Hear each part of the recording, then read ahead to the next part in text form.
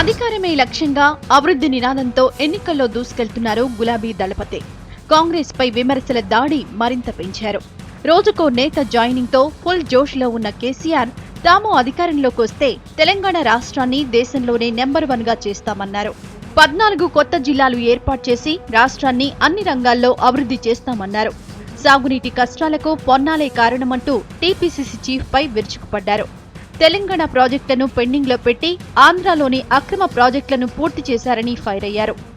ఇలా ఆంధ్రాలో నిర్మించిన అక్రమ ప్రాజెక్టులన్నిటికీ వైఎస్ రాజశేఖర రెడ్డి క్యాబినెట్లో ఉండి సంతకాలు పెట్టింది నువ్వు కాదా?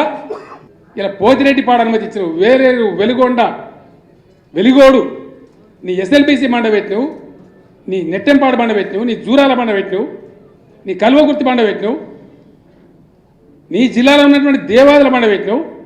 ఆంధ్ర ప్రాజెక్టు మాత్రం కంప్లీట్ చేసినావు. టీఆర్ఎస్ ను గెలిపిస్తే 3 ఏళ్లలో కరెంటు కష్టాలు తీరుస్తామన్నారు కేసీఆర్. తెలంగాణలో బలహీన వర్గాలకు డబుల్ బెడ్రూమ్ కట్టిస్తామని మరోసారి హామీ ఇచ్చారు. ఇక ఎన్నికల టైంలో మెట్రో రైల్ ప్రాజెక్టు అంశాన్ని ప్రధాన అస్త్రంగా ఎంచుకున్నారు గులాబీ బాస్. సుల్తాన్ బజార్, మొజంజాహి అసెంబ్లీ రూట్లో అండర్ గ్రౌండ్ మార్గం వేయాలని డిమాండ్ చేశారు. సుల్తాన్ బజార్ అంటే హైదరాబాద్ చరిత్రలో భాగం. ఆ సుల్తాన్ బజార్ను కనబడకుండా చేద్దామని మెట్రో రైలు సుల్తాన్ బజార్లో నుంచి పెట్టారు. అసెంబ్లీ బిల్డింగ్ ముందు నుంచి మన అమరవీరుల స్తూపం ఉంటారు అక్కడ, దాన్ని కూడా మాయం చేసే విధంగా దాని మీద నుంచి మెట్రో లైన్ పెట్టారు.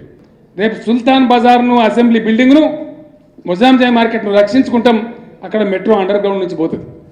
మరోవైపు టీ కాంగ్రెస్ నేతలు ఆంధ్ర లీడర్ల చేతిలో కీలుబొమ్మలంటూ విరుచుకుపడ్డారు టీఆర్ఎస్ ఎమ్మెల్యే హరీష్ రావు. విభజనలో తెలంగాణకు ప్రత్యేక హోదా లేకుండా అన్యాయం చేశారని విమర్శించారు. సీమాంధ్రకు ఆర్థిక ప్యాకేజ్ ఇచ్చిండ్రు, మరి తెలంగాణకి ఏమి ఇచ్చిండ్రు?